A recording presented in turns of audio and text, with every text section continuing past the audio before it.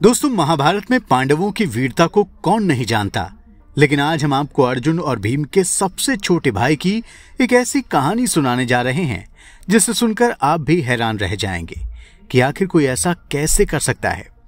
कोई अपने ही मरे हुए पिता का मांस भला कैसे खा सकता है? क्या कोई ऐसा बेटा हो सकता है जो अपने ही मरे हुए पिता का मांस खा जाए?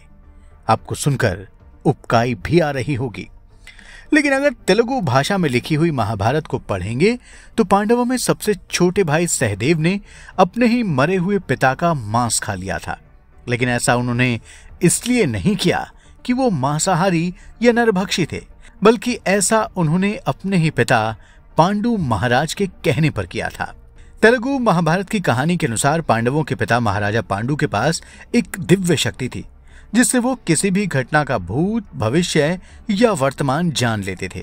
वो अपनी दिव्य शक्ति से भविष्य में होने वाली किसी भी घटना को पहले ही जान लेते थे, लेकिन उनकी यह विद्या तभी दूसरे को मिल सकती थी जब वो मर जाएं और उनका ही मांस उनका कोई पुत्र खा ले।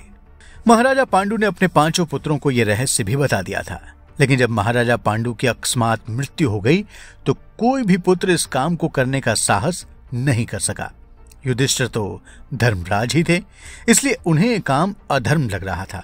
भीम बलशाली तो थे, लेकिन अपने पिता का मांस खाना उन्हें भी पाप लग रहा था। अर्जुन अपने पिता से सबसे ज्यादा प्यार करते थे और उनके पिता भी अपने सभी पांडव पुत्रों में अर्जुन से ही सबसे ज्यादा प्यार करते थे। इसलिए अर्जुन भी अपने मन को इतना कठोर न कर सके कि अपने ही मरे हुए पिता के शरीर से मांस निकालकर खा लें। बाकी बचे थे 2 जुड़वा भाई, नकुल और सहदेव। नकुल भी युधिष्ठिर की तरह कोमल स्वभाव के थे और उन्होंने भी अपने पिता का मांस खाने का विचार त्याग दिया। आखिर बचे सहदेव। वो कुछ विचार कर ही रहे थे कि तभी पांडु का शरीर सड़ने लगा और कुछ चींटियां वहां आकर पांडु के शरीर का मांस नोच कर ले जाने लगी। सहदेव ने जब चींटियों को मांस ले जाते देखा तो उन्होंने मांस का वो टुकड़ा उठाकर खा लिया और उस टुकड़े को खाते ही सहदेव को भी वही दिव्य दृष्टि मिल गई और इसके बाद वो भी भविष्य में घटने वाली सारी घटनाओं को देखने लगे। उन्हें यह भी दिखने लगा कि भविष्य में द्रौपदी का चीरहरण होगा, पांडवों को भी वनवास जाना पड़ेगा और महाभारत का महान युद्ध भी होगा। और इन सब के लिए दुर्योधन के साथ कर्ण और शकुनी जिम्मेदार होंगे। वैसे जैसे ही ये बात सहदेव को पता चली, उन्होंने सोचा कि ये बात अपने भाइयों को भी बताई जाए। तभी वहां ब्राह्मण के रूप में भगवान श्री कृष्ण पधारे और उन्होंने सहदेव से यह प्रतिज्ञा ले ली कि वो कभी भी ये बातें किसी और को किसी भी हाल में नहीं बताएंगे। सहदेव ने भगवान श्री कृष्ण का आदेश इस शर्त पर मान लिया कि श्री कृष्ण हमेशा पांडवों की रक्षा करते रहेंगे। इसके बाद का जीवन सहदेव के लिए बड़ा ही कठोर रहा। वो भविष्य की सारी घटनाओं को जानते हुए भी कभी अपने भाइयों को बता नहीं पाए। न युधिष्ठिर को जुआ खेलने से रोक पाए, न द्रौपदी का चीरहरण ही रोक पाए, न अभिमन्यु का वध रोक पाए और न ही वो कर्ण को पांडव भाइयों में शामिल कर पाए, जबकि वो सभी बातों को जानते थे।